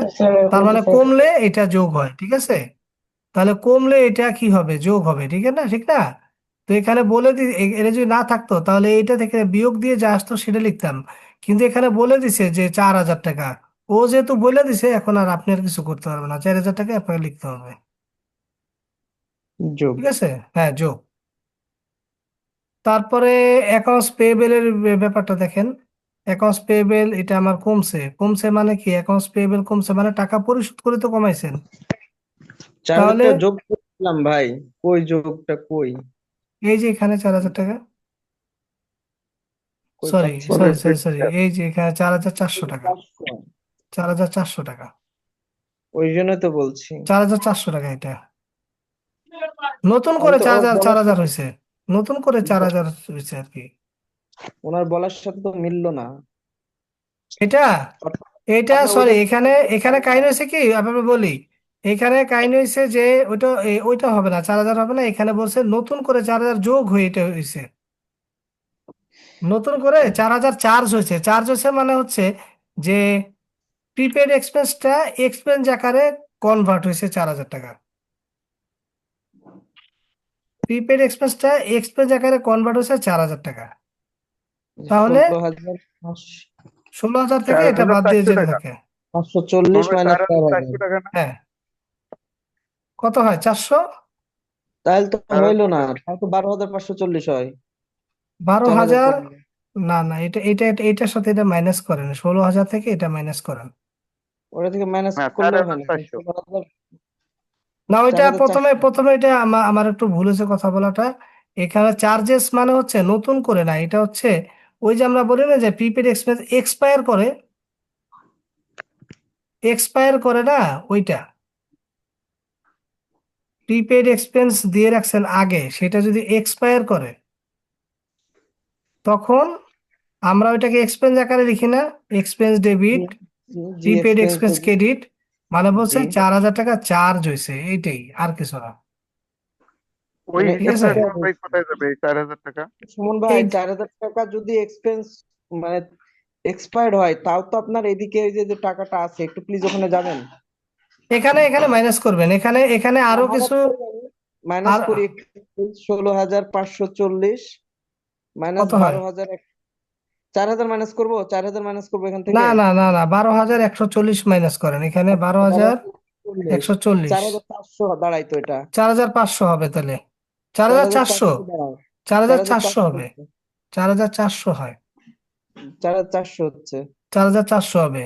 এখানে চার্জেস বলছে না, কিন্তু এখানে জি আরো হয়তো কিছু এখানে অ্যাডজাস্টমেন্ট হয়েছে, হ্যাঁ, যে কারণে নেট ব্যালেন্স এটা আছে। তো এরকম যদি বলা থাকে তখন আপনি এইখানে ডিফারেন্সটাকে ফাইনাল আকারে ধরে নেন, হ্যাঁ, এই ওই ডিফারেন্সটা, ডিফারেন্সটা। এই ডিফারেন্সটাই আমার ধরতে হবে, কারণ এখানে আরো কিছু অ্যাডজাস্টমেন্ট হয়েছে কিন্তু এখানে হয়তো বলে নাই। তো আমার যে নেট যেটা থাকবে ইয়ার এন্ডে ওইটাকে আবার ধরে ধরে নেবেন।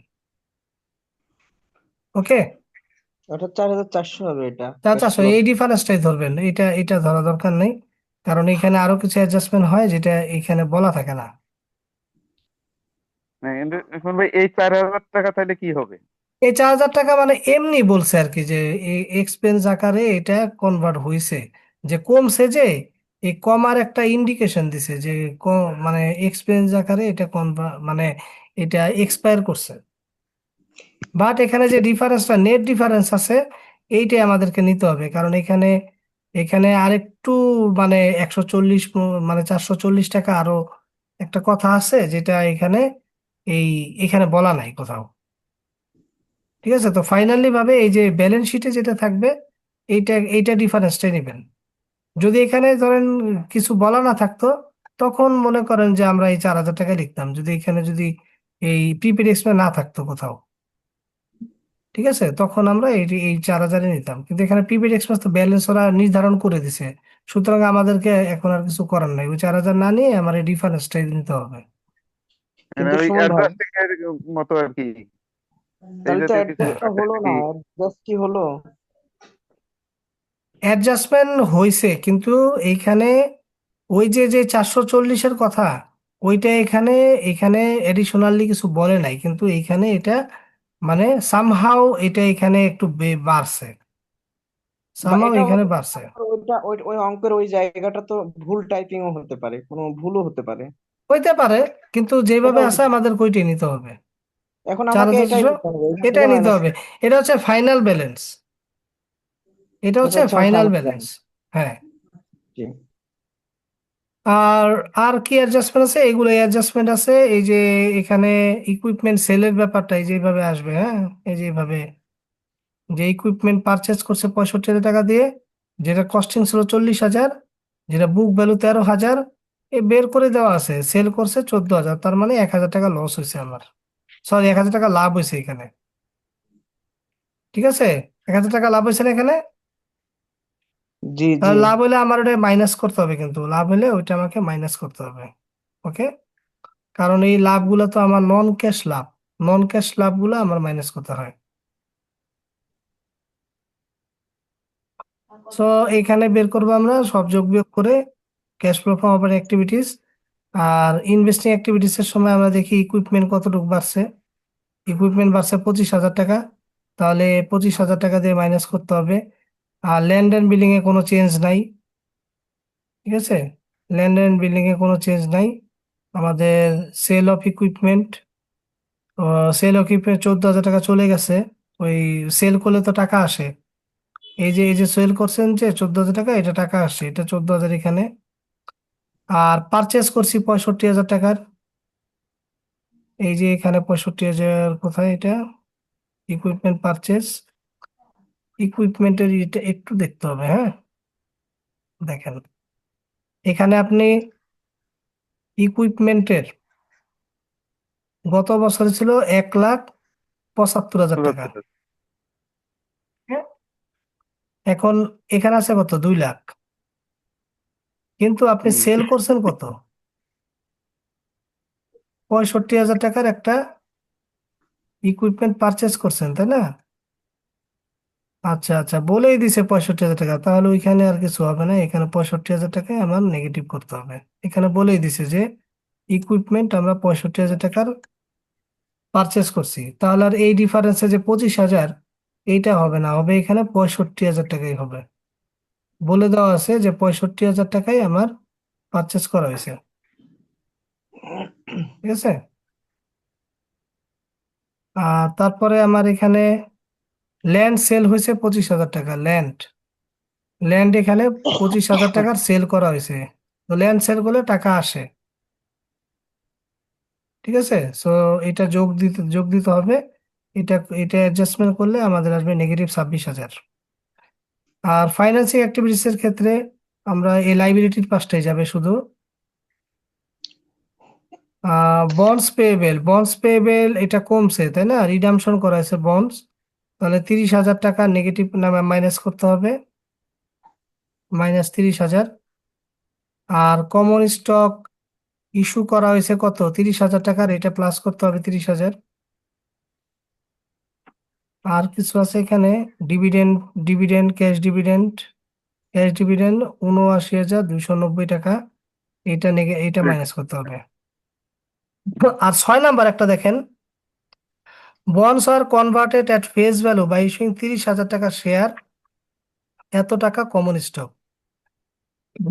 বন্ডটাকে শেয়ারে কনভার্ট করছে, তো যদি কোনো জিনিস কনভার্ট করা হয় তখন কিন্তু কোনো ক্যাশের লেনদেন হয় না, এটা কোথাও আসবে না। শেয়ার, বন্ডের পরিবর্তে শেয়ার পাইলাম।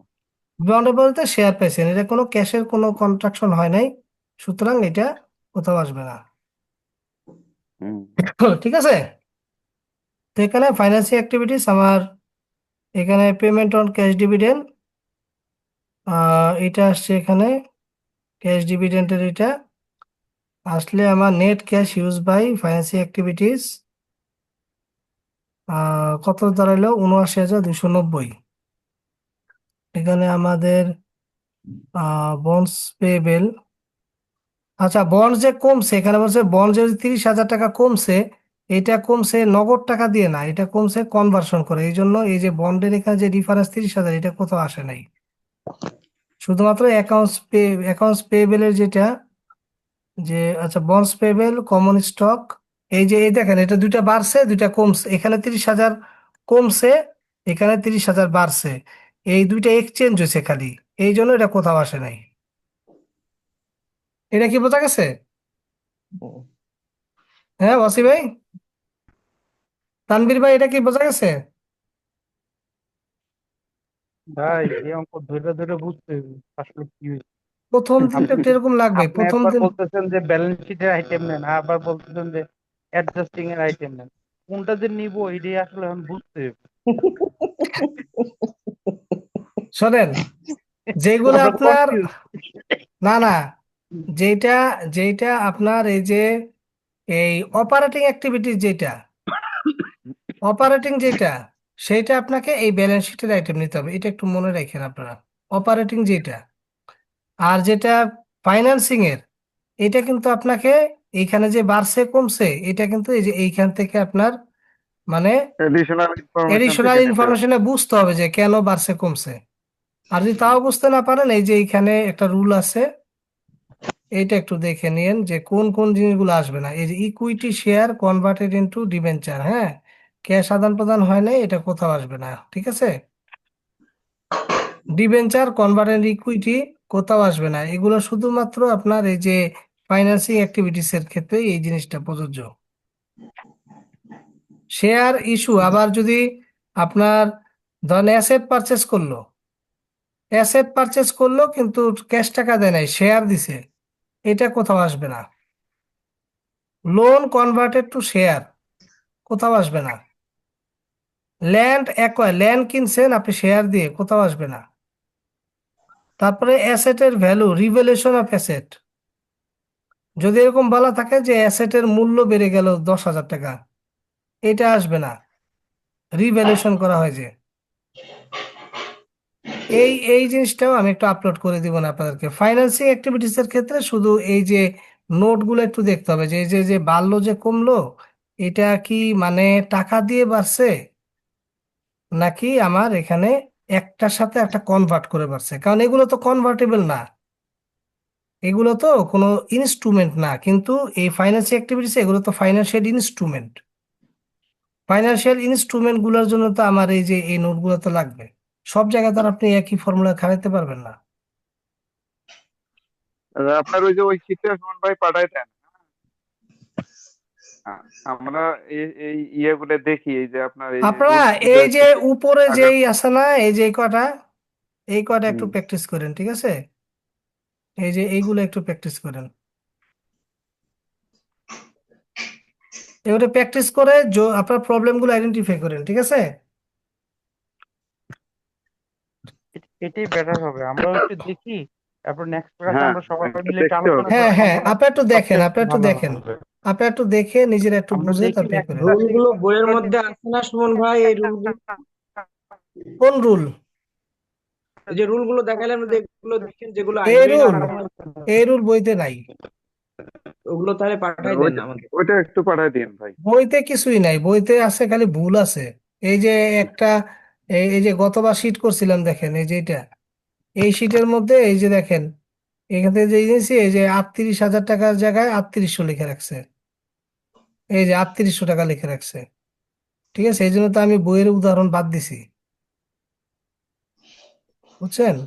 বইতে তাহলে কোন প্রচুর ভুল আছে, শীট যেটা করছি ওইখান থেকে দেখবেন।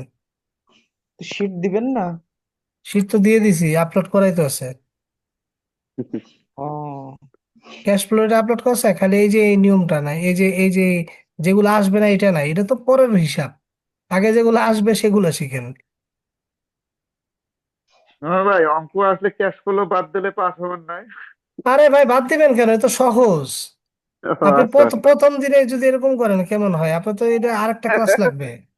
না না সুমন ভাই, আপনি বলছেন বইয়ে নাই, মানে আমাদের যে ম্যাথ শিট 1 2 3 দিয়েছেন, এর মধ্যে এগুলো নাই? কোনগুলো? এই নাই যেগুলো রুলস। প্র্যাকটিস করালেন এখন? এই যে হ্যাঁ আছে, এই যে আছে তো, এগুলো আছে তো। তাহলে আবার কোন বইয়ের কথা বলছেন আপনি? আমি বলছি মানে গত বছর এই যে ক্যাশ ফ্লোর উপরে এই শীটটা করছিলাম, এই যে এই শীটটা যেটা আপনাকে দেই নাই, এই শীটটা আচ্ছা আমি ওটা, গত বছর করছিলাম বইয়ের থেকে উদাহরণ নিয়ে, পরে দেখি যে দুনিয়ার ভুল। আচ্ছা, কিন্তু আমাদের যেগুলো সরবরাহ করছেন ম্যাথ শিট 1 2 3, ওর মধ্যে হুম, তার এই ভুলগুলো নাই। না না, ওর মধ্যে ভুলগুলো নাই। এবং ওখানে তো এই রুলগুলো আছে না? হ্যাঁ সব আছে, এইখানে সব আছে। আচ্ছা শোনেন, তাহলে আর আপনাদেরকে আমি বলি আপনারা বাসায় নিজেরা একটু দেখেন। সেটাই সেটাই এখন। কিন্তু ক্যাশ ফ্লো কিন্তু খুবই সহজ অঙ্ক, আর এটা কিন্তু আপনি বুঝতে পারবেন আপনার হয়েছে কিনা। কিভাবে বুঝবেন? এই যে এন্ডিং ক্যাশ ফ্লোটা মিলবে আপনার, এন্ডিং যে ক্যাশ, ওইটার সঙ্গে মিলে যাবে। মিললে লাস্টে গিয়ে মিলে গেল। হ্যাঁ মিলে গেলে আপনি মনে করেন অঙ্ক হয়ে গেছে আপনার, ঠিক আছে? বসাইলাম কিন্তু কোনো ঠিক কারণে আছে মিলল সুমন না। ভাই, শীটটা তাহলে কি পাঠাই দেন, মার্ক আমরা পাবো? দেখি। শীট পাঠানো আছে, দেখে নিন, ঠিক ওই যে আছে? এটা সুমন ভাই, এই যে রুলের এই শীট গুলো তো আছে তো, এটা পাঠানো হয়েছে, এই যে রুল গুলো না, এটা তো আছে। আমি এটা শুধু আছে। যে এই রুলগুলো আছে আজকে কিন্তু কোনো আজকে এই একটা যে কাজে, এটা এটা আজকে করছি, এটা আজকে করছি, মানে যেগুলো যাবে না, হ্যাঁ ওই যে ফাইন্যান্সিং অ্যাক্টিভিটিস যেগুলো যাবে না, তাহলে এটা দিয়ে হ্যাঁ, দেন এটা তাহলে। তো- এটা আমি আপলোড করে দিচ্ছি, ওটা নিয়ে টেনশন নেই, আপনাদের জন্য তো আর করা এটা। আপনার এই ক্লাসটা আপলোড করে দেন, তাহলে এই ক্লাসটা আমরা কয়েকবার দেখলে অনেক কিছু, অনেক কথা যেগুলো বলেছেন, যেগুলো তো আসলে লেখা হয়নি এবং হুম, মাথায় নাইও, ওগুলো একটু বারবার একটু দেখে লিখলে আমার মনে হয় অনেকটাই ক্লিয়ার হয়ে যাবে। আপনার পুরো ক্লিয়ার হবেন এটা। শোনেন, গত ব্যাচে এইটাই সবাই এক ক্লাসে শিখে গেছে সবাই, ওরা মেধাবী বুঝছেন? ছিল মেলা। মেধাবীর জন্য না, ওরা মানে ওরা কমার্স এই ব্যাকগ্রাউন্ড ছিল। ব্যাকগ্রাউন্ডও না, মানে হয়তো ওই সময় লেকচারটা আরো ভালো ছিল, এরকম হইতে পারে, ঠিক আচ্ছা আছে? সুমন ভাই, ওই যে আপনি ভাই বাংলা এক্সাম নিতে ছাত্র তো বলছিলেন যে, আমরা আগে এটা হ্যালো দেখেন, সুমন বাসায় ভাই, দেখেন, বাসায় দেখলে ডেফিনেটলি একবারে সুমন সহজ ভাই, লাগবে। কারণ আমারে সুমন যদি ভাই দেন যে, শুনতেছেন? শোনেন, আমারে যদি দেন যে সায়েন্সের অঙ্ক আমারে পরে এখন শিখান আমারে, আমি কি একদিনে শিখে যাবো গা?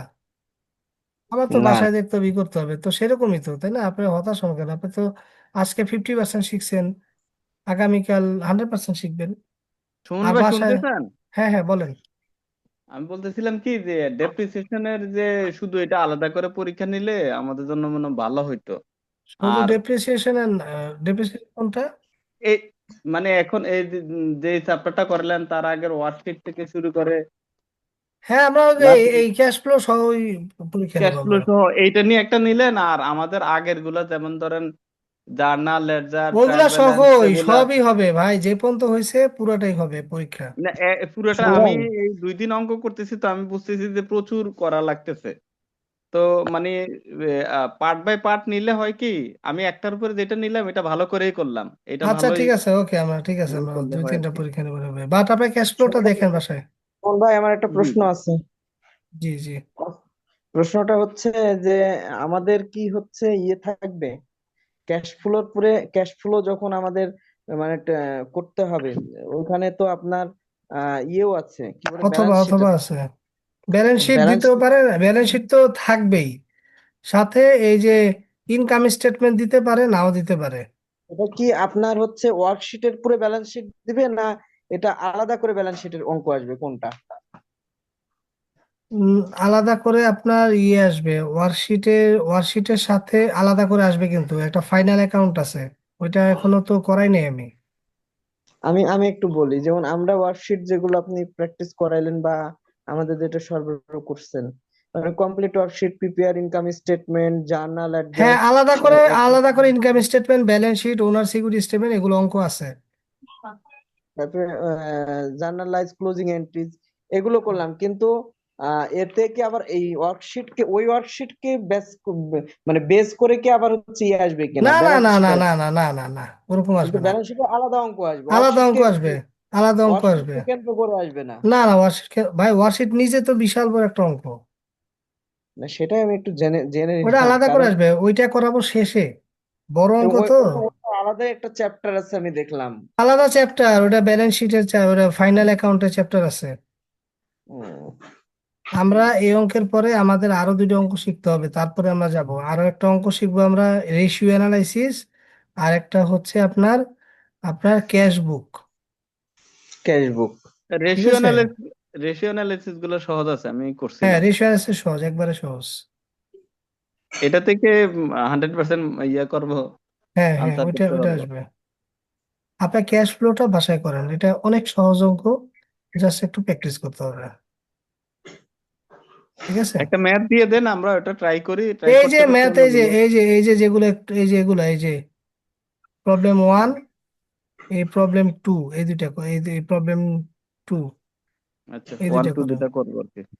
প্রবলেম 1 আছে একটা, ইনস্ট্রাকশন, এই যে প্রবলেম 1 আর প্রবলেম 2 করেন, হ্যাঁ, এই দুইটা করলেই কম পেয়ে যাবেন। পরীক্ষার সময় মোবাইলটা ব্যবহার করতে দিলে হয়তো কোনো পরীক্ষা প্রশ্নে ইয়ে হইতো না, সবগুলো পারতাম। মোবাইল ব্যবহার করতে দিলে তো ধরেন আপনার পরীক্ষা যে কোনো সময় দিতে পারেন। আচ্ছা ঠিক আছে, আচ্ছা, ভালো থাকেন, ঠিক আমি তো আছে, মোবাইল আসসালামু ব্যবহার আলাইকুম। করে পাস করছে।